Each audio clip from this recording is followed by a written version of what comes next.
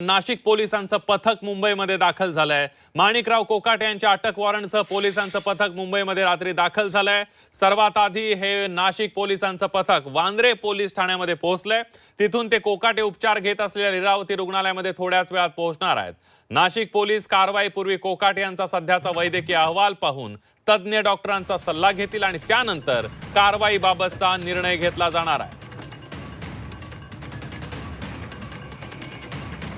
आताच्या घडीची एक सगळ्यात मोठी बातमी आपण बघतोय। मुंबईत नाशिक पोलिसांचं पथक दाखल झालेलं आहे। थेट जाऊयात, आपले प्रतिनिधी कपिल राऊत आपल्या सोबत आहेत। कपिल, आपण बघतोय नाशिक पोलिसांचं पथक वांद्रे पोलीस ठाण्यामध्ये दाखल झालेलं आहे। तिथून आता वांद्रे पोलिसांचं हे पथक लीलावतीमध्ये थोड्याच वेळामध्ये पोहोचणार आहे। काय सांगाल सविस्तर? काही वेळापूर्वीच बांद्रा पोलीस स्टेशनमध्ये हे नाशिकचं पथक आहे ते पोचलेलं आहे। 4 गाड्या आहेत, नाशिकचे जवळपास 11 अधिकारी आहेत ते बांद्रा पोलीस स्टेशनला पोचलेले आहेत। आणि तिथे एक प्रोसिजर असते का स्थानिक पोलिसांना हे कळवायचं असतं, त्यांना माहिती द्यायची असते, त्यांना तो वॉरंट दाखवायचं असतं, त्यांना ती प्रत दाखवायची असते।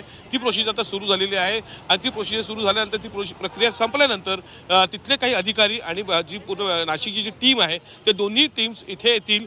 लीलावतीच्या इथे लीलावती हॉस्पिटलमध्ये जिथे कोकाटे ॲडमिट आहेत त्या ठिकाणी पोहोचतील आणि तिथे जी डॉक्टरची टीम आहे, एक्सपर्ट टीम आहे, तज्ज्ञ टीम आहे, त्यांच्याकडे माहिती घेतील का नक्कीच कोकाट्यांना काय झालं आहे, त्यांची तब्येत कशी आहे, ते फिट आहेत का नाही, का ते अनफिट आहेत, या सर्व गोष्टींचा अहवाल घेतील, आढावा घेतील आणि त्यानंतरच पुढचे पावलं ते उचलतील। खरं तर डॉक्टर काय म्हणतात, डॉक्टरचा जो मेडिकल रिपोर्ट आहे, मेडिकल बुलेटिन आहे, ते काय म्हणते, या सर्व गोष्टीचा तपासणी पोलीस करतील आणि त्यानंतरच पुढची प्रोसिजर करतील।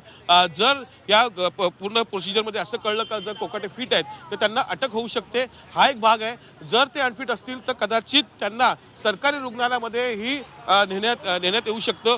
हे दुसरा हा भाग आहे। आणि तिसरा भागमध्ये हॉस्पिटल अरेस्टही ते दाखवू शकतात। हॉस्पिटल अरेस्ट म्हणजे कोकाटेनं हॉस्पिटल अरेस्ट दाखवून तिथे जी नाशिकची एक टीम आहे ती तिथे तैनात केली जातील। तिथे 24 तास त्यांच्यावर पहारा ठेवला जाईल आणि जेव्हा पुढची प्रोसिजर होईल म्हणजे कोकाटे फिट होतील किंवा मग कोर्टाने जे उद्या कोर्टामध्ये हायकोर्टामध्ये जी तारीख आहे, ज्याची जी सुनावणी आहे ती पूर्ण झाल्यानंतर पुढची पोलीस स्टेप घेतील। असं काही मुद्दे समोर येत आहेत। हे 3 स्टेप्स आहेत, परंतु सर्वात महत्त्वाचं म्हणजे डॉक्टर्स काय म्हणतायत, डॉक्टर काय बोलतायत यावर सर्व अवलंबून आहे।